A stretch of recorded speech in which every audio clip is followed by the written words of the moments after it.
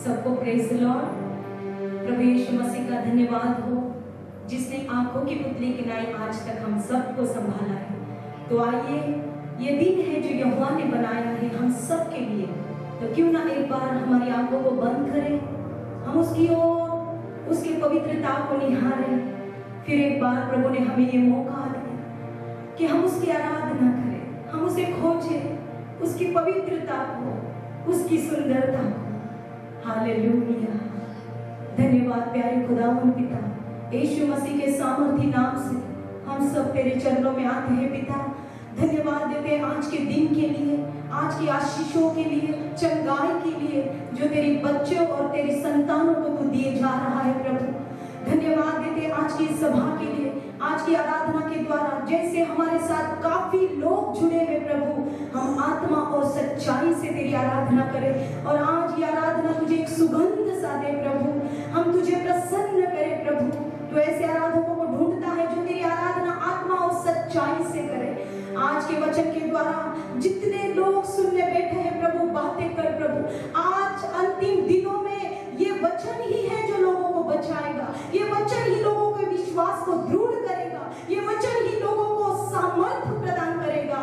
आज के वचन के द्वारा सारे परिवार व्यक्तिगत रूप से लोगों से बातें कर प्रभु। आज की मीटिंग और सभा के विरोध में कार्य करने वाली दुष्ट आत्माओं को, सारी शैतानी युक्तियों को हम बांध देते हैं यीशु मसीह के नाम से। और पवित्र आत्मा की उपस्थिति, पवित्र आत्मा की आजादी को, पवित्र आत्मा की मामूरी को हर एक घर में, लोगों के बीच में हम स्वीकारते हैं। ये प्रार्थना यीशु के सामर्थी नाम से पिता, आमीन। हालेलुया। तो आइए इस गीत को हम मिलके गाएं, आनंद से गाएं, क्योंकि सारे दुख आनंद में बदलने जा रहे हैं। हालेलुया। आइए मिलके हम प्रभु की स्तुति करें।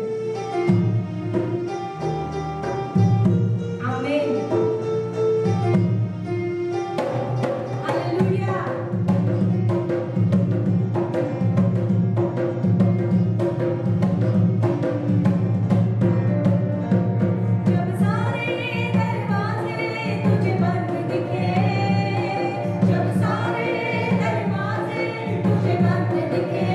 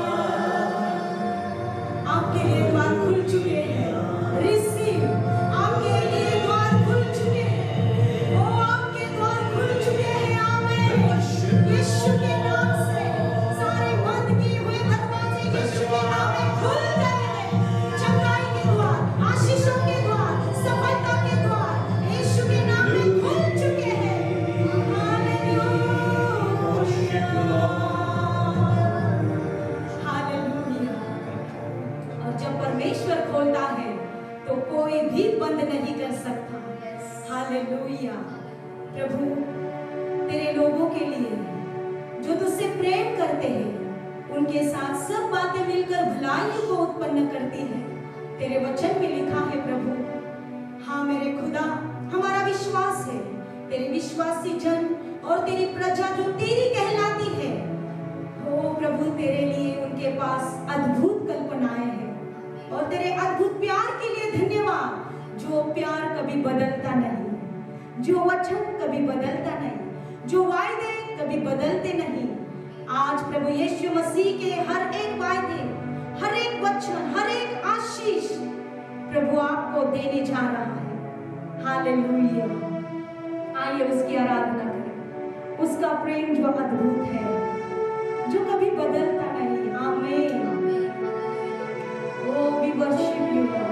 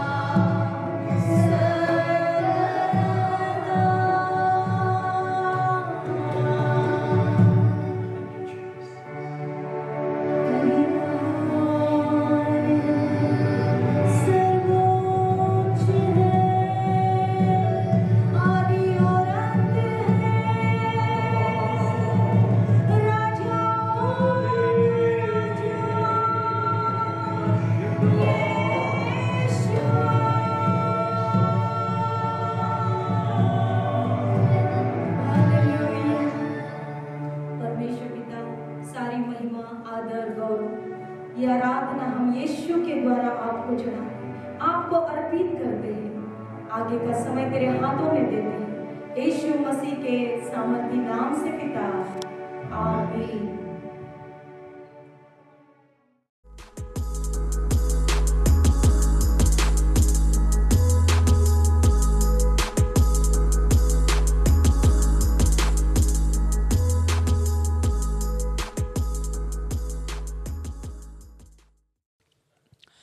प्रभु यीशु मसीह के प्यारे और मधुर नाम में मैं आप सबका स्वागत करता हूँ। Greetings to you in the sweet and the matchless name of our Lord and Savior Jesus Christ. एक बार फिर से दैवीय भेंट के अंदर हम लोग आपको एक नए सिरे से एक नए हफ्ते में आप लोग से मिल रहे हैं। Once again we are meeting you in this another week for the glory of God in our special broadcast Divine Visitation. परमेश्वर को धन्यवाद, उसने और एक हफ्ता हमारे जीवन में जोड़ा है। And I thank the Lord for this another week the Lord has added in our life. इस कठिन परिस्थितियों के अंदर में भी परमेश्वर वचनों के द्वारा हमें तसल्ली दे रहा है। And in this tough times the Lord is still comforting us through His word. हम घर बैठे परमेश्वर के वचन को सुन रहे हैं। And we in our comfort of our home are able to listen to the word of God. आइए परमेश्वर के लोगों कुछ समय अपने कामों को हम बाजू में रख दें और हम लोग पूरे समय परमेश्वर के वचन को हम सुने और धन्यवाद दें। Friends, let us focus on the word of God. Let us keep aside all the other works and let us listen to the word of God carefully. सुंदर आराधना के लिए हम परमेश्वर को धन्यवाद दें। Let us thank the Lord for this wonderful worship. Yes,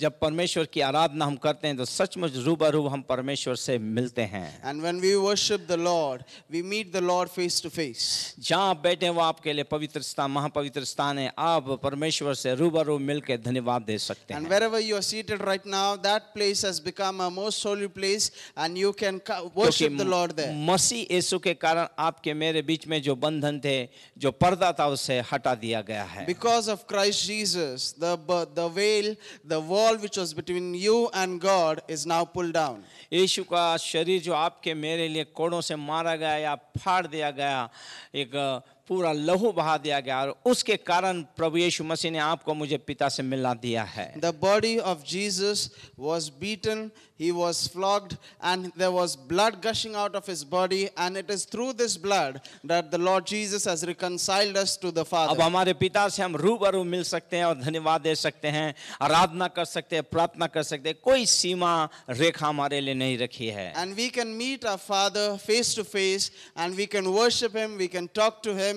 There is no boundaries or no wall between you and him. आइए हम चलते हैं आज के विषय पे, Now let us get into our topic. प्रार्थना करेंगे। Let us pray. स्वर्गीय परमेश्वर, मैं दिल की गहराइयों से आपको धन्यवाद देता हूँ। Heavenly great God, I thank you from the depths of my तेरे heart. चरणों में आते हैं और प्रभु जी हम प्रार्थना करते हैं आज का वचन हम पे खोल पर तुम्हें। Lord, we come at your feet and we pray, open today's word to us. नए प्रकाशनों से तो हमें भर And परमेश्वर। fill us with new तेरे revelations. नाम को महिमा, जलाल और गौरव और Let आदर your name मिले। be glorified, let your name be praised. हम घट जाएं तू ऊंचा हो जाए So परमेश्वर। that we will decrease and you will increase. तेरे सामने अपने आप को नम्र और दीन करता हूँ And I परमेश्वर। humble myself before you, O इस जीभ Lord. इस मुख पे तेरे अभिषेक को भेज Send परमेश्वर। forth your anointing over this mouth and this Saurav जो tongue. मेरा आत्मिक बेटा उसे भी अभिषेक कर प्रभु, और परमेश्वर हम एक ले में चल पाए ऐसी कृपा तू हम पे दे। And anoint my spiritual son Saurav and help him to flow in the same spirit. Sister Devika के लिए हम धन्यवाद देते हैं जो हमें वचनों के अंदर पढ़ने में सहायता कर रही हैं। And Lord, we thank you for Sister Devika who is helping us in reading the scriptures. सारे मीडिया टीम पर तेरी आशीष बनी Let रहे। your blessings be over all the media team. सारी महिमा गौरव आदर हम आपको देते We हैं give you all the glory, praise and honor. यीशु के नाम In में, the name of our Lord and Savior Jesus Christ. Amen. Amen. आइए इन दिनों में हम लोग पवित्र आत्मा के बारे में देख रहे हैं। Yes, in these days we are learning about the Holy Spirit. आज हम लोग कुछ नए विषयों के अंदर चलेंगे And today we are going to see some new topics. और आज हम देखेंगे पवित्र आत्मा में बपतिस्मा क्या है। And we are going to see what is the baptism in the Holy Spirit. आइए चलते हैं और सीखते हैं परमेश्वर आज हमसे क्या कहना चाहता So है। now let us get ahead and let us learn what the Spirit of the Lord has to say. Yes, Bible बताती है कि हम पवित्र आत्मा के बपतिस्मा या अभिषेक के विषय में हम लोग आज सीखेंगे। Bible tells us about the baptism of the Holy Spirit, and we are going to learn what is this baptism of the Holy Spirit. और आप और मुझसे और मैं और आप एक अपेक्षा हम लोग इस प्रकार करते हैं, सिद्धांत जो भी हो बाइबल के अनुसार वो होने चाहिए। And let us have this expectation and always bear this in mind that whichever principle it is which you carry with you, और it should be according to the Bible. एकमात्र ऐसी पुस्तक है जहाँ पर परमेश्वर ने सही सही दर्ज करके रखा है। And Bible is the only book which has accuracy and it has all the things और detailed in पवित्र it. आत्मा जिसने बाइबल को लिखा है और जो एक उत्तम शिक्षक हैं, वो आज हमें इन सारी बातों को बताए और हम पे खोले. And the Holy Spirit, who is the author of this book, he has also written this book. He will reveal those mysteries to us. इसलिए हमें इन सिद्धांतों को बाइबल के अनुसार हमें देखना है और जो सही है उसे हमें लेना है, जो गलत है उसे हमें छोड़ देना है. And so, let us learn these principles from the Bible and let us hold on to those which are correct, and those principles which are not according to the scriptures, let them go. पहले थिस्सलुनी उसके 5:21 में संत पौल क्या इस कलीसिया को लिखता है, ये अनुभवी सेवक क्या बता रहा है, जरा हम वचन की ओर देखें. 1 Thessalonians chapter 5 verse 21, let us see what St. Paul, who has now become an experienced servant of God, what is he saying? 1 थिस्सलुनी 5:21 सब बातों को परखो, सब बातों को परखो, जो अच्छी है उसे पकड़े रहो. जो अच्छी है उसे पकड़े रहो. हालेलुया. देखिए संत पौल कह रहा है सब बातों को परखना है और जो अच्छी है उसे हमें पकड़ना या उसमें हमें बने रहना, बाकी चीजों को छोड़ दीजिए. And 1 Thessalonians chapter 5 verse 21 says, but test all things carefully and hold firmly to that which is good. इसलिए प्रभु का एक सेवक होने के कारण मैं आज आपको यह एक आदेश देना चाहता हूं. जब हम इस संदेश को हम सुन रहे हैं तो बिना पक्षपात के बाइबल के सिद्धांत के अनुसार ही हमारे मनों को हम खुला रखें और उसे अपनाएं. अगर वो गलत है तो हम उसे छोड़ दें या उसे ना अपनाएं. And therefore, as a servant of God, I exhort all those people who are watching me that let us hold on to those principles which are according to the Bible and which are correct, and let us give up those things which the Bible tells us is wrong. और परमेश्वर के लोगों को मैं कहना चाहूंगा, Bible के अनुसार जो सही है उससे अपनाने के लिए हम अपने आप को बदलें. And therefore, let us change ourselves according to those things which the Bible tells us is correct. क्योंकि हम देखते हैं कि बहुत सारे संस्थाएं आज इस संसार के अंदर हैं. Because in these days we find that there are many institutions उनके अलग अलग विचारधाराएं होंगी, and they have various doctrines and लेकिन thinking. सबसे सुंदर और अच्छी बात यह है कि बाइबल एक ही है, हमारा प्रभु एक है, पवित्र आत्मा एक है, दान वरदान एक है और परमेश्वर का आत्मा एक है. But the best thing among all this thing is that our Bible is one, our Lord Jesus Christ is one, the Holy Spirit is one, our God is one. विश्वास एक है और बपतिस्मा एक है, ये सारी चीजें एक हैं. Our faith is one, our baptism is one, all these things are one. आज मुझे सुनने वाले लोगों, परमेश्वर का आत्मा आप लोगों से बात करे. And so people of God who are listening to me right now, may the Spirit of the Lord speak with you. आइए चलते हैं और इसके आगे हम लोग देखते हैं. इससे पहले कि हम पवित्र आत्मा के बपतिस्मा के बारे में हम लोग सीखें, लेकिन उससे पहले हम सीखेंगे पवित्र आत्मा कौन है. And before we get into this subject called the baptism of the Holy Spirit, let us learn first thing, who is the Holy Spirit? पवित्र आत्मा का क्या रोल है हमारे जीवन And में? what is his role in our life? पवित्र आत्मा क्या है? And who is this Holy Spirit? आइए हम लोग इसे बड़े बारीकी से हम लोग देखें. जब हम पवित्र आत्मा के बारे में हम जान जाएंगे तो उसके अभिषेक को समझना हमारे लिए बहुत नजदीकी हो जाएगा और बहुत आसान हो जाएगा. When you understand the Holy Spirit, you will be able to understand his anointing and you will be able to flow in it easily. सबसे पहले हम देखेंगे कि पवित्र आत्मा एक व्यक्ति है. The first thing is the Holy Spirit is a person. आप कहेंगे कि वो दिखता नहीं है, लेकिन अब व्यक्ति कैसे है? यस, वो एक व्यक्ति है. Then you would be saying that I cannot see the Holy Spirit, then how can he be a person? But he is a person. वो एक इंसान के अंदर अदृश्यता से एक दृश्य रूप से होता है, लेकिन अदृश्यता से वो हमारे जीवन के अंदर कामों को करता है. He is invisible to our naked eyes, but he works through us. He works through the people of God. एक व्यक्ति की जैसे सोच समझ होती है, वैसे पवित्र आत्मा की सोच समझ है. As a person, as thinking capacities, in the similar manner the Holy Spirit also can think. यदि आपको कोई कुछ कह दे तो आपको बुरा लगता है, वैसे ही अगर कुछ आप पवित्र आत्मा के बारे में उससे भी बुरा लगता है. ये उसका व्यक्तित्व है. When someone hurts you, you feel bad about it. In the similar way, the Holy Spirit can also be hurt because he has emotions. एक व्यक्ति जिस प्रकार बात करता है वैसे ही पवित्र आत्मा बात करता है, क्योंकि वो व्यक्तित्व है उसका. And as a human being can speak, in the similar way the Holy Spirit also speaks because he is a person. जैसे आप अच्छे बुरे का ज्ञान रखते हैं वैसे पवित्र आत्मा अच्छे बुरे का ज्ञान रखता है। As you have the knowledge of good and evil, the Holy Spirit also has the knowledge of good and evil. अब हम देखेंगे कि बहुत सारे लोग इस दुनिया के अंदर हैं जो पवित्र आत्मा को सिर्फ परमेश्वर के सामर्थ और एक शक्ति के रूप में ही उसे जानते हैं और पहचानते हैं। Now we find that there are many people in this world who consider the Holy Spirit as the power of God or as an empowerment from Him. मैं आपको बताना चाहता हूं पवित्र आत्मा केवल शक्ति और एक कोई वस्तु नहीं है, उसका एक व्यक्तित्व है, वो उसे समझना आपके मेरे लिए बहुत अनिवार्य है। But I want to tell you that the Holy Spirit is not only just a force or a power, He is a person. He has a personality and we need to know the person of the Holy उसका Spirit. एक निश्चित व्यक्तित्व है, ये आपको मुझे जानना है। And He has a definite character and therefore we need to know Him. देखिए ये वाक्यांश के अंदर द होली स्पिरिट, जब ये शब्द ये संकेत करता है कि वो एक व्यक्ति है। You know, these words which we are saying, the Holy Spirit, it itself tells us that He is a person. उसी तरह जैसे यीशु एक व्यक्ति है वैसे ही पवित्र आत्मा भी एक व्यक्तित्व है, व्यक्ति है। And as we say the Lord Jesus Christ and we consider Him as a person, in the similar way the Holy Spirit is a personality. मैं आपको समझाने के लिए बताना चाह रहा हूँ ट्रिनिटी के अंदर ये तीसरा भाग है जो आज इस संसार के अंदर काम कर रहा है। And I want to tell you and help you understand that the Holy Spirit is the third part of the triune God and He is working in this day and age. पुराने नियम में पवित्र आत्मा आया और जाया करता था, काम होने के बाद वो चले जाया करता, लेकिन पेंतिकोस्त के दिन पवित्र आत्मा कलीसिया युग के लिए दिया गया है। अब वो आपके मेरे बीच में है, आपके मेरे हृदय में रहना चाहता है, रहता है, अपने कलीसिया में रहता है और अपने कामों को अंजाम देता है और खास करके वो हमें मसीह के लिए तैयार कर रहा है। And in the Old Testament we find that the Holy Spirit used to come over a person for some time, do the work and then He left. But in the New Testament we find that the Holy Spirit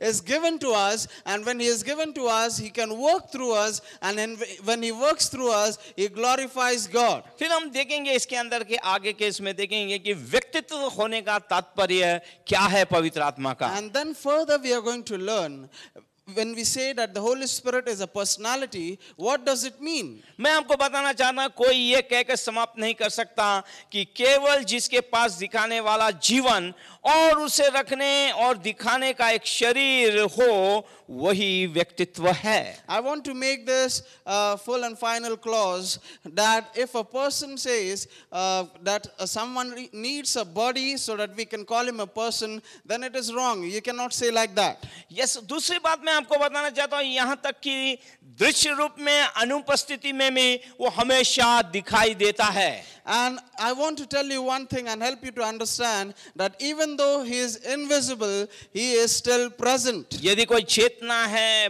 भावना है या सोचने की शक्ति है और अगुवाई करने की आंतरिक शक्ति को वो रखता है। And He has a consciousness, He has an emotion, He has a personality, He has all those virtues, every quality which a human person possesses. अगर ऐसा है तो वो स्त्री या पुरुष ये एक व्यक्ति है। And so, when we consider these things, that a person has all these virtues in him, it can be a woman or a man. ये एक व्यक्ति के अंदर की ये सारी चीजें हैं ये। And so all these traits that I have counted, they are all the traits of a person. यदि कोई अपने आप को मैं करके प्रस्तुत करता है तो मैं कह सकता हूँ वो स्त्री और पुरुष एक व्यक्ति है। And when somebody presents themselves as I or myself, then I can say that person is an individual. He can be a man or he can be a woman. आइए देखते हैं, हम लोग एक उदाहरण से सीखेंगे। लूका रचित सुसमाचार उसका 8वां अध्याय 26 से 33 वचन में हम देखेंगे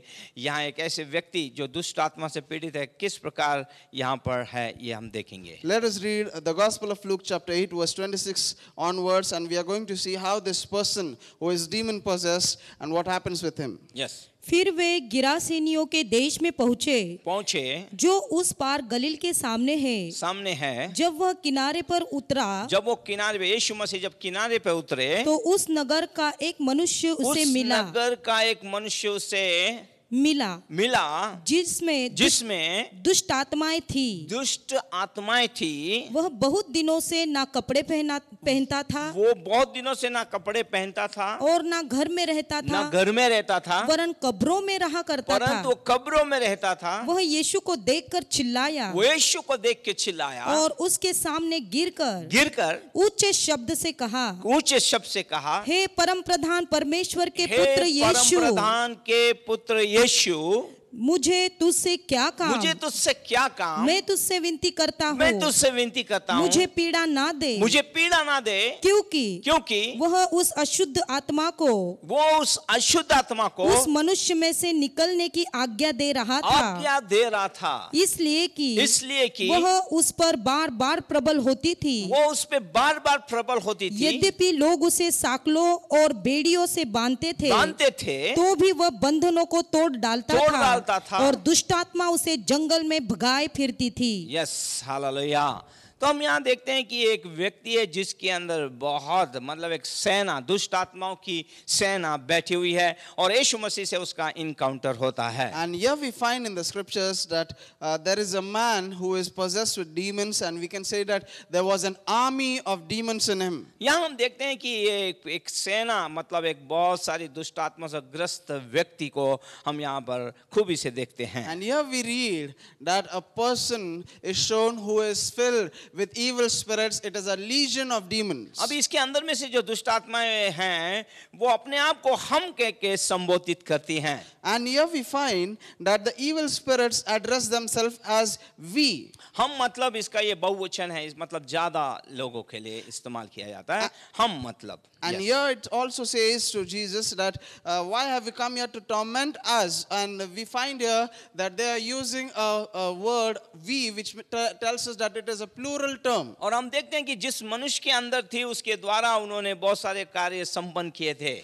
And we find that these demons had done various acts through this person. देखिए किस प्रकार काम कर रहे हैं वो। See how they are working. इसने शरीर ने अदृश्यता से अदृश्य रीति से कार्य कर रहे हैं। These unclean spirits do not have a physical body, in but they are working. ने यीशु को देखा और वो चिल्लाई, सबसे पहले उन्होंने उसका अंगीकार किया या उसकी आराधना की है। And the first thing we read here is that when these demons saw Jesus Christ, they fell at his feet and they worshipped him. उन्होंने कहा कि तू परम प्रधान का पुत्र है, ये एक आराधना है। And they said to him that you are the son of the most high God. It is a kind of worship. दूसरी बात उन्होंने अंगीकार किया है कि वो परम प्रधान का पुत्र है। And in another way we can say that they confessed that Jesus is the son of the most high God. तीसरी बात वो कहते हैं हमें यातना मत दे, हम विनती करते हैं कि हमें यहाँ इसमें से निकलकर उन सूरों के अंदर जाने दे। And then furthermore they say, do not torment us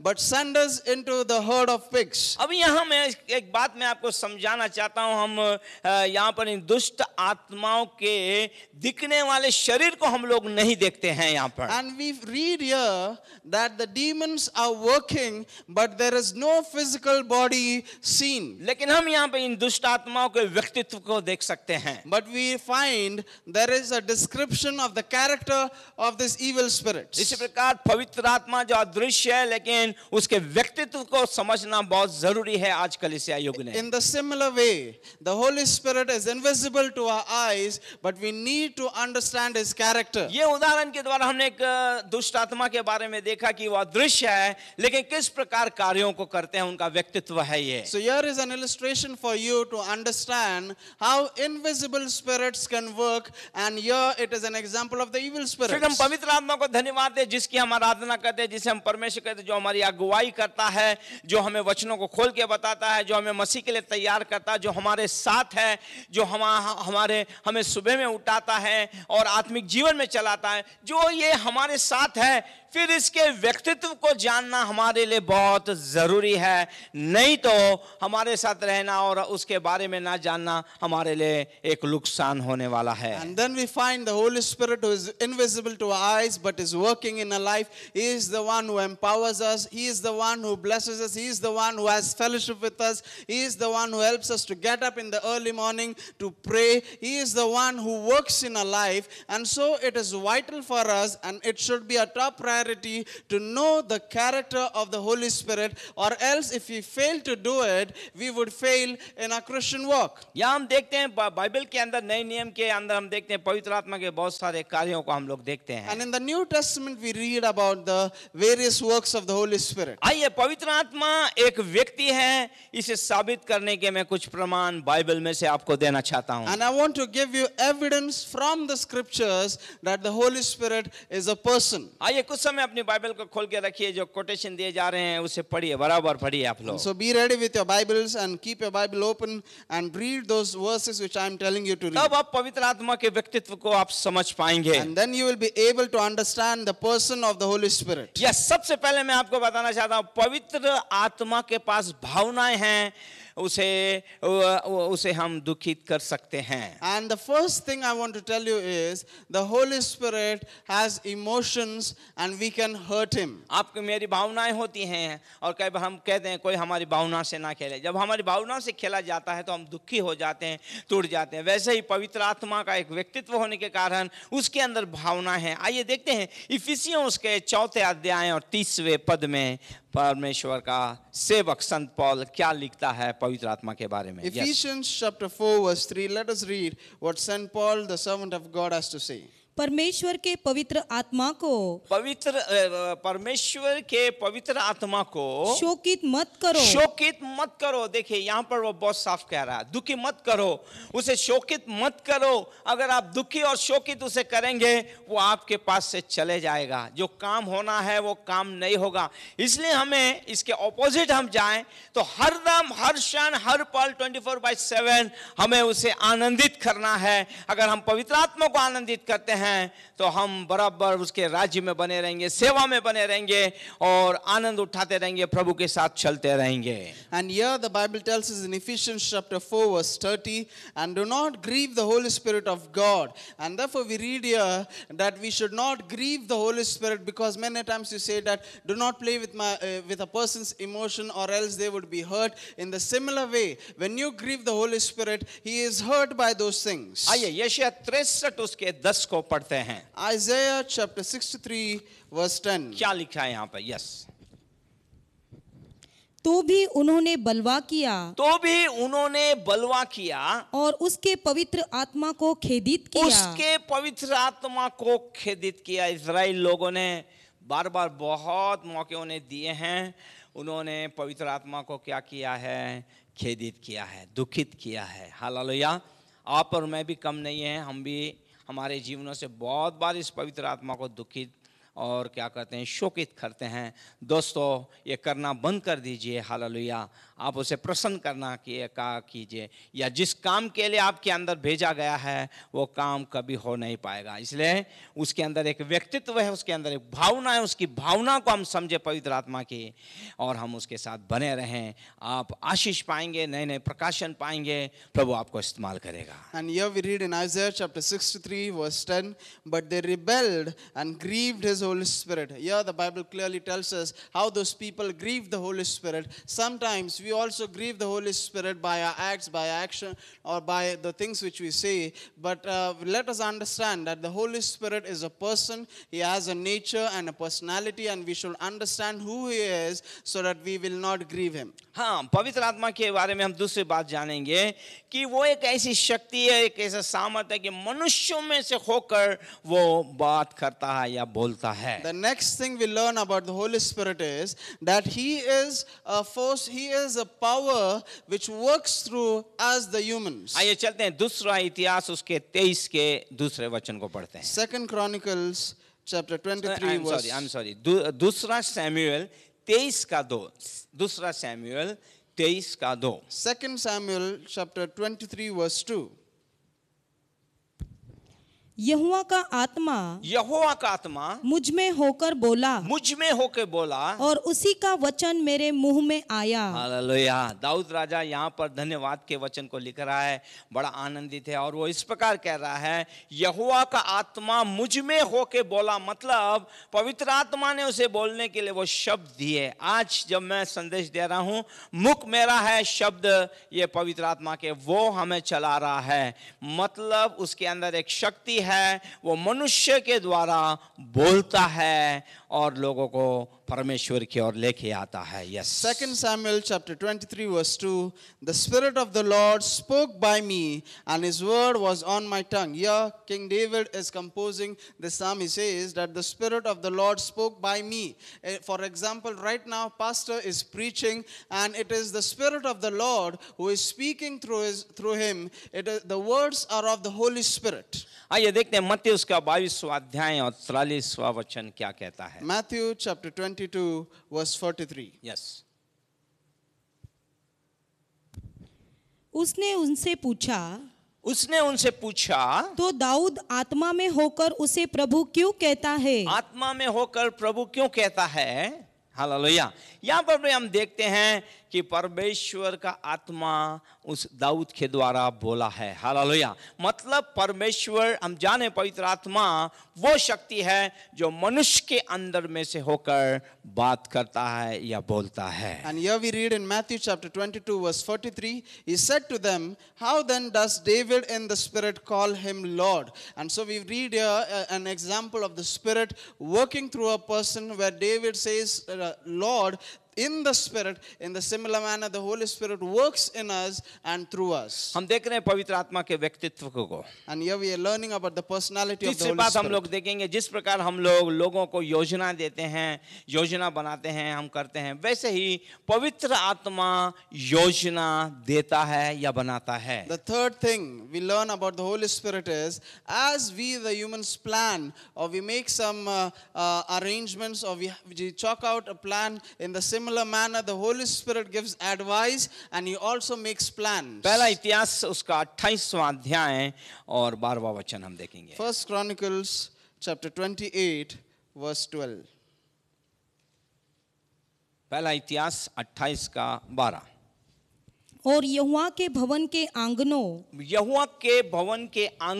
और चारों ओर की कोठरियों और परमेश्वर के भवन के भंडारों और पवित्र की हुई वस्तुओं के भंडारों के जो नमूने ईश्वर के आत्मा की प्रेरणा से उसको मिले थे वे सब दे दिए। हालेलुया। मतलब पवित्र आत्मा ने वो सारी योजनाएं दी हैं और वो सब कुछ दे दी गई हैं जिसके अंतर्गत ये सब कुछ बनाया गया है। बोलो मेरे साथ कोई है जो कहे आमीन। हालेलुया। मतलब पवित्र आत्मा योजना दे सकता है और वो हमें सहायता करता है। मैं कहूँगा आपके कठिन समय में जब आपको मार्ग नहीं मिलता है, आप उसे पुकारिए, पवित्र आत्मा आपको सही मार्ग देगा, सही योजना आपको देगा जिसमें आप सफल होंगे, आनंदित होंगे और बने रहेंगे। First Chronicles chapter 28 verse 12, and the plans for all that he had by the Spirit.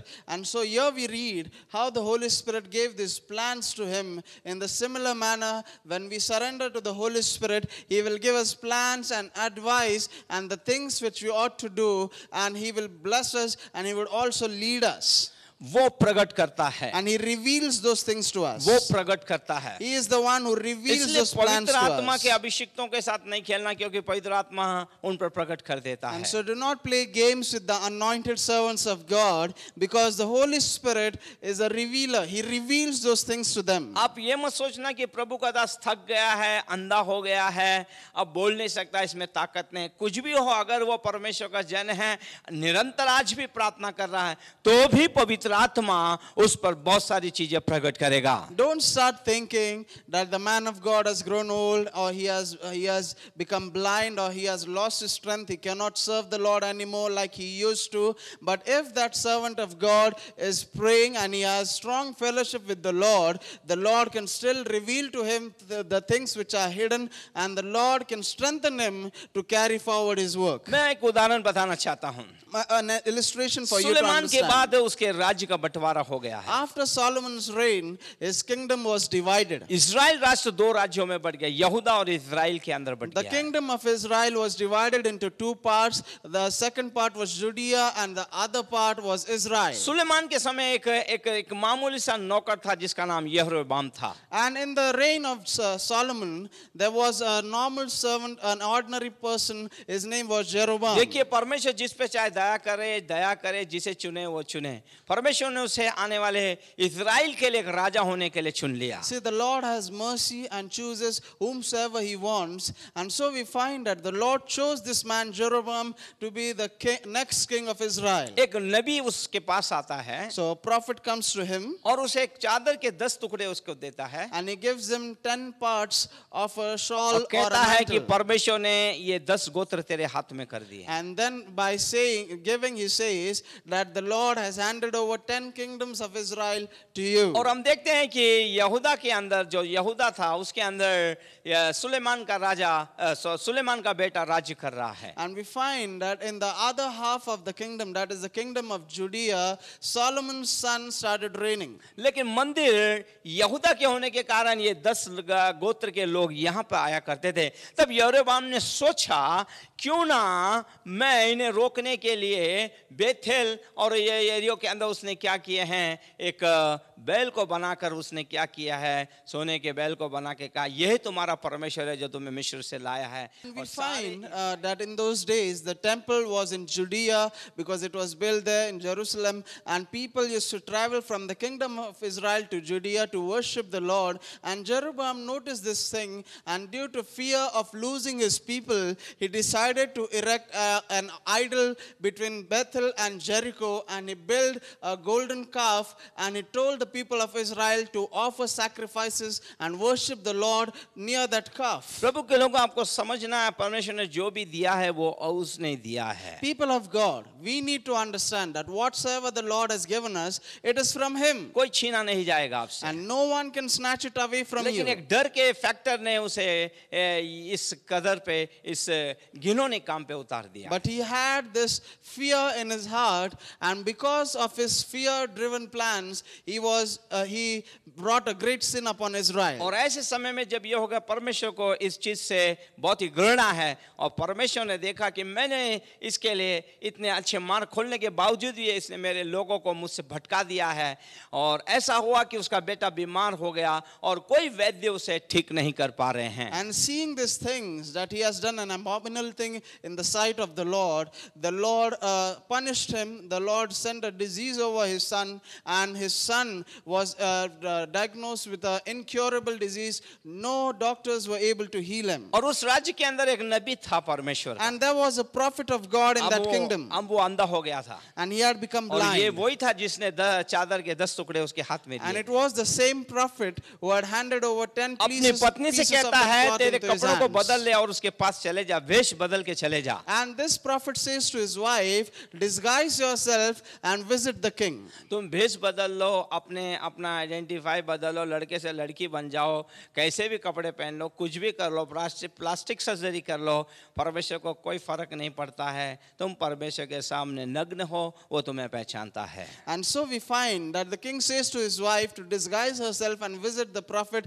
No matter how much you disguise yourself, or you hide, or you hide in darkness, or you do any other thing, nothing changes, because the Lord reveals all things to his prophets. और वो उसके पास भेष बदल बदल के जाती है। And so the queen goes to the prophet यरोबाम in a बताता है, तुम मत disguise. बोलना कि मैं यरोबाम की पत्नी हूँ And करके। Jeroboam instructs her to say, not to tell the prophet उसके that she अंदर is एक his डर wife. था, क्योंकि उसने जो किया है वो जानता है परमेश्वर की ओर से कहीं मेरे बेटे के लिए मृत्यु ना घोषित कर दिया And जाए। Jeroboam knew this thing, that he had done this abominable thing in the sight of the Lord, and he knew और that ये- the Lord will punish him. और ये नबी अभी पूरी तौर से अंधा हो गया था। And this prophet had become completely blind. और जैसे ही वो उसके निकट आती है, परमेश्वर उसे बता देता है, जो एक औरत जो आ रही है ये और कोई नहीं, यरोबाम की पत्नी है। And as the woman or the wife of the king was approaching the house of the prophet, the Lord revealed to this prophet that the wife of the king is वो coming. भेष बदल के तेरे पास आ रही है। And the Lord revealed to him that she is in disguise. Yes, पवित्र आत्मा सब चीजें प्रकट कर देता है। Yes, the Holy Spirit reveals all things to his मैं आपको servants. बताना चाहता हूँ, मेरे 25 साल के सेवा के अंदर प्रभु ने बहुत चीजें रिवील की हैं। I want to tell you, in my 25 years of ministry,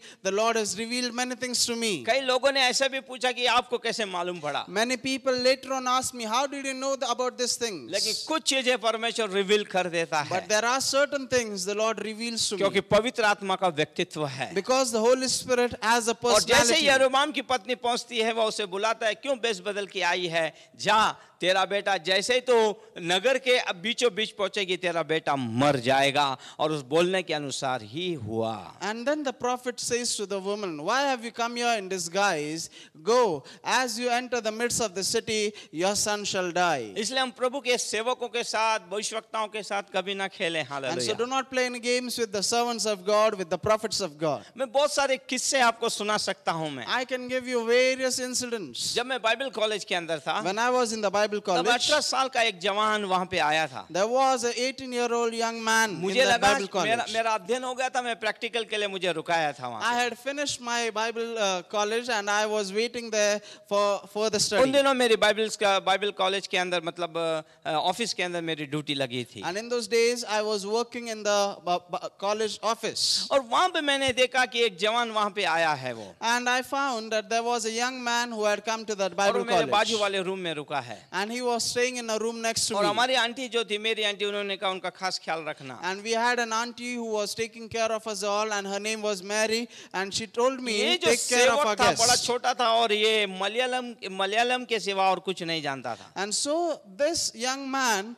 was actually a servant of God, and he knew no other language except Malayalam. और फिर ऐसा हुआ कि मालूम पड़ा कि ये कोई, मुझे लगा वो स्टूडेंट है, कोई एडमिशन के लिए आया होगा। बाद में मालूम चला कि वो तो एक परमेश्वर का भविष्यवक्ता है। And I was thinking that this young man is a student who has come here for admission, but later on I understood that he was a prophet of God. जब परमेश्वर ने उपास प्रार्थना में उसे ये गिफ्ट देना चाहा, And when the Lord wanted to give him this gift when he was उसने fasting कहा and seeking the परमेश्वर Lord, भविष्यवक्ताओं को का दान वरदान मुझे नहीं चाहिए। he said to the Lord, Lord, I do not want this gift of prophecy. हाँ, मुझे अगर तुझे देना है ये gift, And Lord, if you want to give me तो this gift, उस व्यक्ति के पिछले बचपन को और उसके अभी के और वर्तमान को और भविष्य को बताना होगा। then bless me with such a gift by which I can reveal the past, the present and the future of a person. मानो परमेश्वर ने उसके इस रिक्वेस्ट को, इस निवेदन को मोहर लगा दी और उसे ये मिल गया। And he received that blessing from the Lord as if the Lord sealed his petition with an affirmation. कई मलयाली बच्चे लोग आके प्रार्थना कर रहे थे और मैं भी उनके बीच में चले गया। And so it happened so that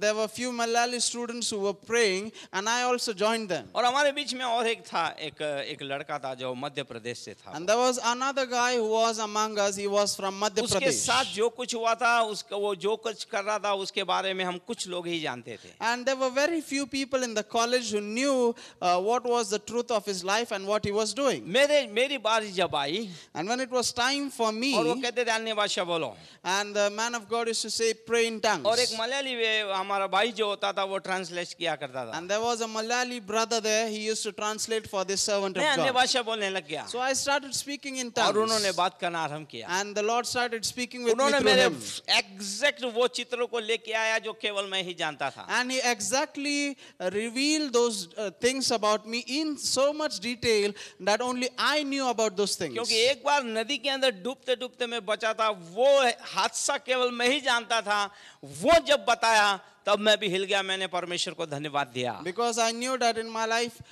there was a time when I was drowning in a river and God saved me. I was about to die.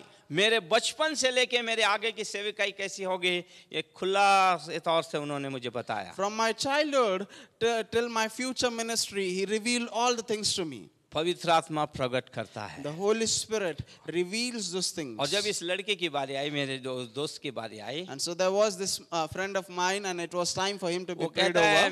मैं नहीं आता आपके सामने. He said to the prophet that I cannot stand वो before you. भविष्यवक्ता बोलता है तू नहीं आने के तू ना आए और प्रार्थना ना करे तो तू क्या सोचता है परमेश्वर नहीं बताएगा. अब वो सुन पवित्र आत्मा तेरे लिए क्या कहता है. And the prophet replied to this man that what do you think? If you don't stand before me, I cannot prophesy about जो you. उसके बारे में उसके जीवन में चल रहा था, जो भविष्यवाणी दी, पैर के नीचे की जमीन निकल जाएगी, ऐसी बातें बताई. आश्चर्यचकित हो गए कि इतनी छोटी उम्र में परमेश्वर ने इस भविष्यवक्ता को चुना. इसका मतलब पवित्र आत्मा एक व्यक्तित्व है, वो हर एक बातें प्रकट करता है. But the man of God started prophesying. He started revealing such things about that person which actually shocked him and shocked everybody in that room. And so in this manner we learn that the Holy Spirit is a personality. He has a character. आइए देखते हैं पहला कुरिन्थी 2:10 में क्या क्या है. संत पौल इस कलीसिया को क्या लिखता है. 1 Corinthians chapter 2 verse 10. यस. परंतु परमेश्वर ने उनको अपने आत्मा के द्वारा हम पर प्रकट किया. क्योंकि आत्मा सब बातें वरन परमेश्वर की गूढ़ बातें भी जांचता है. परमेश्वर की गूढ़ मतलब छुपी हुई रहस्यमय बातों को कोई जानता है तो वह है पवित्र आत्मा. हालेलुया. वो हम पे सब कुछ प्रकट करता है, क्योंकि पवित्र आत्मा ही है जो यीशु से सुनता है, वो हमें बताता है. तो परमेश्वर की गूढ़ बातें और छुपी हुई बातों को बता सकता है. बाइबल जो आप लोगों को पढ़ते समय कई बार जो कठिनाई होती है, इसका खुलासा भी पवित्र आत्मा करेगा, क्योंकि पवित्र आत्मा ने लिखा है, वही इस लोगोस को रहमा में आपके ऊपर प्रकट करेगा. 1 Corinthians chapter 2 verse 10. But God has revealed them to us through His Spirit, for the Spirit searches all things, yes, the deep things of God. Yeah, the scripture clearly tells us that the deep things of God, the mysteries of God can be revealed only by the Holy Spirit. पवित्र आत्मा एक अच्छा शिक्षक है. The Holy Spirit is the best teacher. इसलिए मैं हरदम कहता हूँ प्रभु एक शिक्षक की जीभ मुझे दे. And therefore whenever I am ready to preach, I pray to the Lord, Lord, give me a teacher's tongue. जब आप बाइबल पढ़ते तो आप कहिए एक शिक्षक के समान मुझे सिखा परमेश्वर. When you read the scriptures, pray to the Holy Spirit. Holy Spirit, teach me as a teacher teaches. जैसे कॉलेज और स्कूलों के अंदर एक टीचर एक शिक्षक अपने चेलों को सिखाते हैं, वैसे ही पवित्र आत्मा हमें आत्मिक चीजें और बाइबल को सिखाने में हमारी सहायता करेगा. As we see in schools and colleges, the professors teach to the students to help them understand. In the similar way, let us ask the Holy Spirit to teach us so that we can understand the scriptures. उससे कहिए हर सुबह मुझे सिखाए, वो आपको हर एक नई नई चीजें सिखाएगा. Pray to the Holy Spirit and say to him, teach me every morning, and every morning he will teach you a new thing. आइए देखते हैं यूहन्ना उसके 14 अध्याय और 26वें पद में क्या लिखा है. John chapter 14 verse 26. Yes. परंतु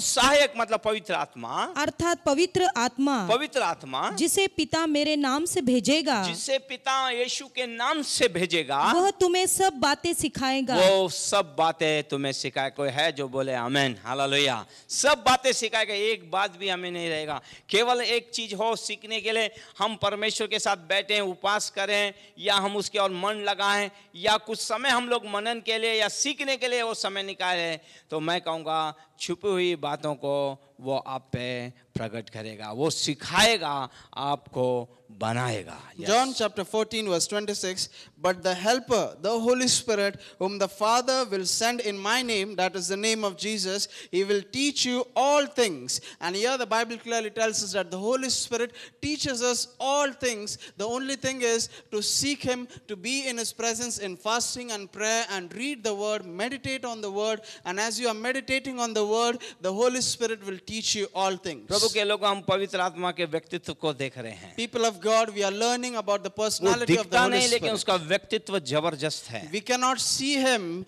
but he has a very powerful and extraordinary फिर आगे हम देखते हैं personality. पवित्र आत्मा निर्देश करता है. And then we see the next thing is the Holy Spirit instructs us. आइए देखते हैं नेहमिया उसका 9वां अध्याय और 20वें वचन में क्या लिखा है. Nehemiah chapter 9 verse 20. Yes.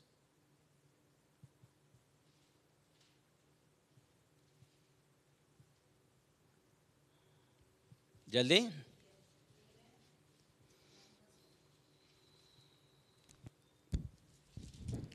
Thank you जी. वरन तूने उन्हें समझाने के लिए, परंतु तुमने उन्हें समझाने के लिए अपनी आत्मा को जो भला है दिया और अपना मन्ना उन्हें खिलाना ना छोड़ा और उनकी प्यास बुझाने को पानी देता रहा. हालेलुया.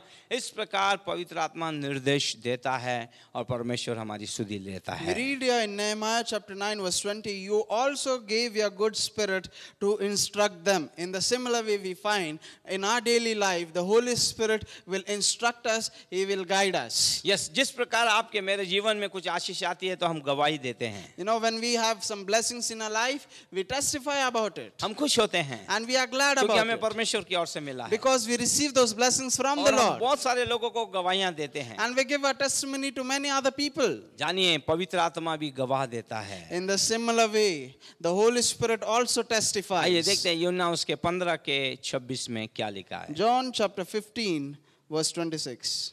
परंतु जब वह सहायक आएगा मतलब पवित्र आत्मा आएगा, जिसे मैं तुम्हारे पास पिता की ओर से भेजूंगा, जिसे मैं पिता के ओर से तुम्हारे पास भेजूं, अर्थात सत्य का आत्मा जो पिता की ओर से निकलता है, तो वह मेरी गवाही देगा. कोई है जो कहे आमीन. हालेलुया.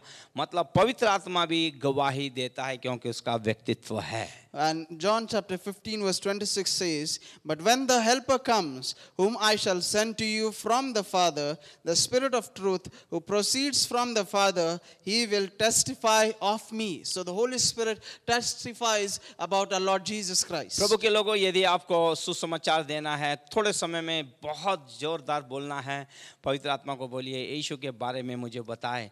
पवित्र आत्मा आपको वो गवाही प्रभु यीशु मसीह की बाइबल में से देगा, जबरदस्त देगा कि सामने वाले के ऊपर एक छाप लग जाएगी या वो प्रभु के पास आ जाएगा. People of God, if you want to share the gospel or if you want to talk about Jesus with somebody in a short span of time, ask the Holy Spirit to give you those words and He will give you a testimony of our Lord Jesus in such a powerful way that it will have a lasting impact on the person with whom you are talking. आइए देखते हैं पहला यूहन्ना उसका 5वां अध्याय और 6वां पद क्या कहता है. 1 John chapter 5 verse 6. Yes, पहला यूहन्ना उसका 5वां अध्याय और 6वां वचन क्या कहता है. यही है वो जो पानी और लहू के द्वारा आया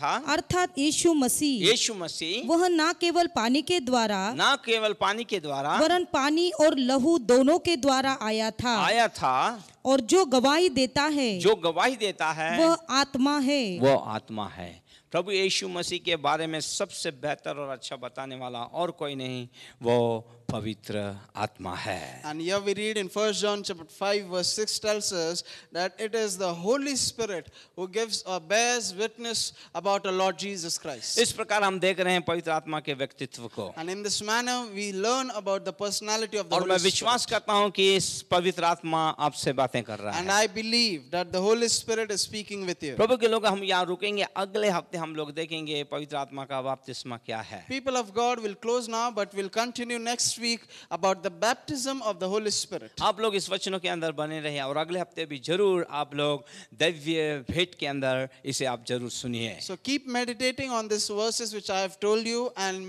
maintain yourself in the Spirit of the Lord, and we'll meet next week. और मैं in this आज divine विश्वास visitation. करता हूँ केवल आप परमेश्वर की ओर से एक शक्ति और एक सामर्थ के रूप में पवित्र आत्मा को ना देखें, उसके व्यक्तित्व व्यक्तित्व को भी देखें, तब आप जान पाएंगे और आप उसमें बने रहेंगे और आप उसकी महिमा कर पाएंगे. And so people of God, don't just consider the Holy Spirit a force or a power. Consider him as a person, a personality who is interested in you and who wants to bestow his power in your life. And when you know his person, you will be blessed, you will be empowered by him. पवित्र आत्मा भले हमें दिख नहीं रहा है कोई रूप में, लेकिन वो हमारे अंदर है. Yes, we cannot see him visibly, but he is in us. जैसे हम हवा को नहीं देखते, लेकिन हम महसूस करते हैं हवा है. As you cannot feel the wind around you or the air which is around you, but you know that it is there. You can feel it. प्रभु के लोग आपके व्यक्तिगत जीवन में, कलीसिया में, अपने परिवार में पवित्र आत्मा का आदर और सम्मान कीजिए, उसे बुलाइए.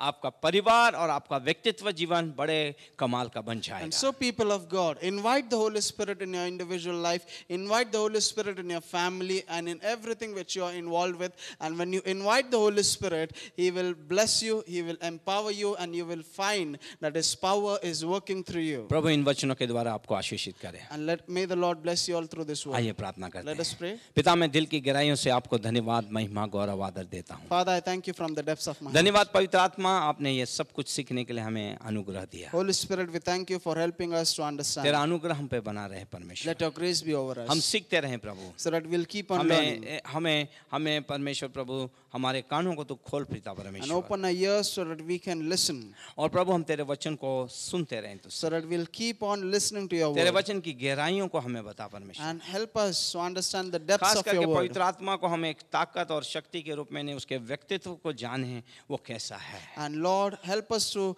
consider the Holy Spirit as a person, to know him personally rather than just knowing him as a power. हम देखें हमारे जीवन में पवित्र आत्मा हमें कैसे देखता है, सुनता है और हमारे साथ रहता है. And help us to receive that perspective through which the Holy Spirit sees us, through which the Holy Spirit understands. एक नया प्रकाशन तूने हमें दिया, us. उसके लिए हम तुझे धन्यवाद देते हैं. Holy Spirit, we thank you for this new revelation. पवित्र आत्मा को हम गहराई से समझ पाएं. Holy Spirit, help us to ताकि understand हमारा you उठना, deeply. बैठना, हमारा सोचना, हमारी सेवा और हमारा आत्मिक जीवन एक कमाल के जगह में चले जाए. So that our life, our rising up, our sitting down, and all the things which we do will be in depth of the Holy Spirit and in a supernatural way. सारी महिमा, गौरव, आदर मैं आपको देता हूँ. We give you all the glory, praise, and honor. यीशु के नाम In में. the name of our Lord and Savior Jesus Christ. Amen. Amen. God bless you. God bless you.